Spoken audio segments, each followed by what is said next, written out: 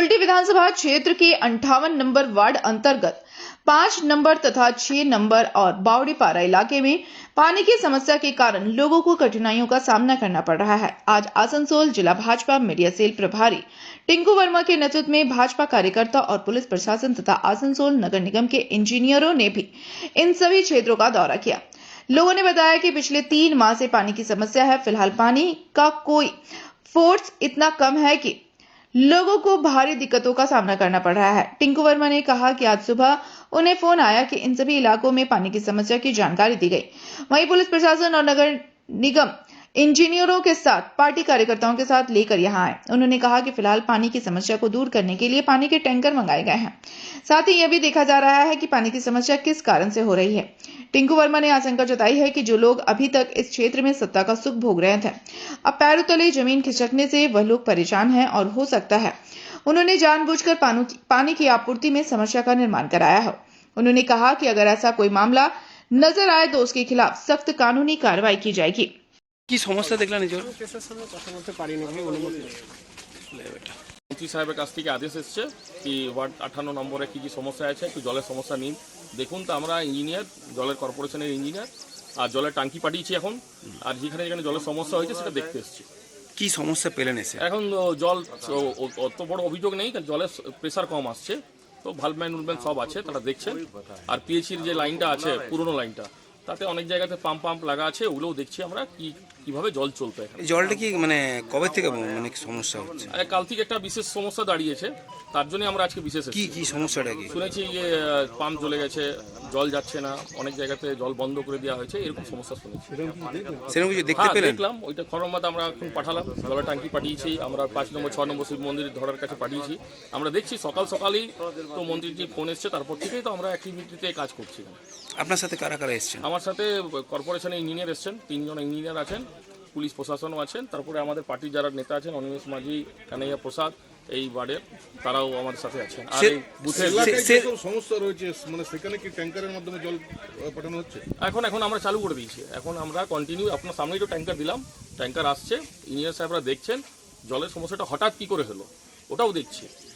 এটা কোনো চক্রান্ত নাই তো মানুষকে পরেশান করার, সেটাই আমরা দেখতে এসেছি। সেরকম কিছু পেলেন? হ্যাঁ, সেরকম একটা সমস্যা পেয়েছি, সেই জন্য ওখানে জলের ট্যাঙ্কি পাঠিয়েছি।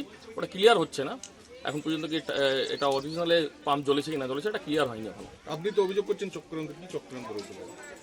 এটা একটা মানুষরা এখানকারই বলছে কি জল কাল থেকে সমস্যা দাঁড়িয়েছে। কারা করতে পারে এই সমস্যাটা?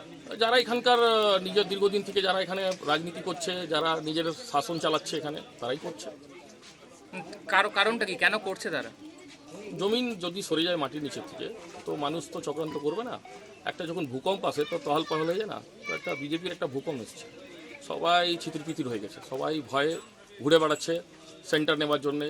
কেউ শাসন বাঁচাবার জন্য লড়াই লড়ছে, আর কেউ শাসন বানিয়ে রাখার জন্য লড়াই লড়ছে। আর ভারতীয় জনতা পার্টির যে সরকার আছে সে গভর্নমেন্টের কাজ করবে।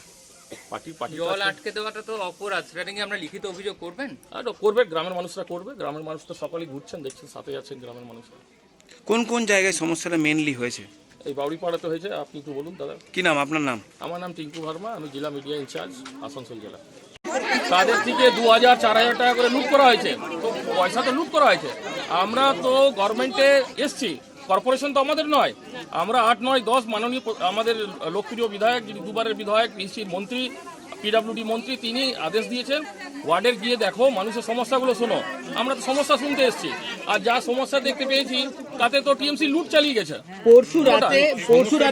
পরশু রাতে বিজেপি কর্মীরা আক্রান্ত হয়েছেন, তৃণমূল কাউন্সিলর ও তাদের লোকজনের বিরুদ্ধে বলে অভিযোগ। তারপর থেকে কি জলের সমস্যা আরো বাড়ানো হয়েছে? একদম বাড়ানো হয়েছে, তো পাশে দাঁড়িয়ে সবাই বলছে, গোটা গ্রাম বলছে, গোটা গ্রাম তো এটাই বলছে। আপনার কাছে গ্রামের লোক দাঁড়িয়ে আছে, আমরা সেবা দেবার জন্য এসেছি। আমাদের তো বোর্ড নেই, লেকিন আমরা ইঞ্জিনিয়ারদের সাহেব কাছে হাত জুড়েছি, পুলিশ প্রশাসনের কাছে হাত জুড়লাম, দাদা আপনারা চলুন একটু এখানে দেখবো মানুষের কি সাহায্য করতে পারি, যা এখানকার লয়। আপনার কি অভিযোগ যে তৃণমূল কাউন্সিলর প্রতিহিংসা করছে? একদম করছে, ওরা তো এখনো বোর্ডে আছে, মানুষ জল পাচ্ছে না, এটা টিএমসির দোষ আছে, টিএমসিরই তো বোর্ড, বিজেপির তো বোর্ড নয়। এখন আমরা কাউন্সিলর ইলেকশনে যখন আসবো তখন আসবো, এখন তো টিএমসি যা বোর্ড চালাচ্ছে, এটা টিএমসির কাজ জল দেওয়া মানুষকে, তারা তো ঘরে বসে আছে। জলের অসুবিধা, আমরা জলের সুবিধা পাইনি। টিএমসি আমরা যখনই পার্টি অফিসে যাই বলি, তখনই ওখানে কোথাও আমাদের ইয়ে করেন না, অভিযোগ করলেও কাজ হয় না। কিছু হয় না। কোনোদিন ও বলবে তো আমরা ভোট দাও নি তো কিসের জন্য জল দেবো, এইরকম বলে। কি নাম আপনার? অঞ্জলি বাউরি। বাউরিপাড়া, ধন্যবাদ বাউরিপাড়া। এখান থেকে মোটামুটি 3 বছর হয়ে গেল, মেন লাইন পুরো বন্ধ আছে। মেন লাইন কতদিন ধরে বন্ধ আছে? 3 বছর ধরে বন্ধ। আচ্ছা, আর আরেকটা যেটা ট্যাঙ্কির যে জলটা আছে, সেই জলটা মোটামুটি হয়ে গেল মোটামুটি 1.5 বছর। এই মানে নিচপাড়া থেকে মাঝপাড়া পর্যন্ত জলটা আছে, উপরপাড়া একদম বন্ধ আছে, টোটালি বন্ধ আছে। এই 2-1 দিনের মধ্যে কোনো জলের সমস্যা হয়েছে? 2-1 দিনের মধ্যে সমস্যা তো নেই, কিন্তু প্রেশারটা একটু যা ছিল আগের চেয়ে দিনে অনেক কম হয়েছে। আপনারা এখন কি চাইছেন? এখন চাইছি সমাধান, যে যত দ্রুত হয় একটু জলটা সাপ্লাই করার জন্য। আপনার নাম? আমার নাম শ্যামসুন্দর লাল। জলের বাড়ি বাড়ি টাকাও দিয়েছি, কিন্তু আমাদের কল গেলাও ঢুকে নেই বাড়িতে। আচ্ছা আচ্ছা। বাড়িতে কল গেলাও ঢুকে নেই। আমরা আসানসোলেও গেছি, মুন্সিপালিটিও গেছি, পার্টি অফিসেও গেছি, কিন্তু কেউ গেলাও করেনি। আচ্ছা, আপনাদের বাড়িতে অনেক বাড়িতে কল দেখায়, সেগুলোতে কি জল আসে? জল আসে না, সরু সরু জল আসে, ওরাও জল দিতে খুঁজে না আমাদের। তা ওরাও জল দেয়নি। রাতে যাই আমরা ওই শিব মন্দিরকে জল আনি। কি নাম আপনার? রেণুকা বাউরি। कुल्टी से राहुल तिवारी की रिपोर्ट, PVTV न्यूज। रानीगंज में इतने लग्जरी रूम, वो भी इतने कम प्राइस में। मैं बात कर रही हूँ रानीगंज के NSD रोड में लोकेटेड होटल अतिथि इन के बारे में। यहाँ पे आपको फैमिली, फ्रेंड्स और कॉर्पोरेट के लिए रूम्स मिल जाएंगे, वो भी सिर्फ 1500 स्टार्टिंग प्राइस में। यहाँ पे आपको super deluxe room, Dulux room, regular room के साथ साथ प्योर वेज रेस्टोरेंट, जहाँ से आप अपने रूम तक टेस्टी फूड ऑर्डर्स कर सकते हैं। ये होटल हाइजीनिक और क्लीन होने के साथ साथ 27 हेल्पिंग फैसिलिटी भी देती है।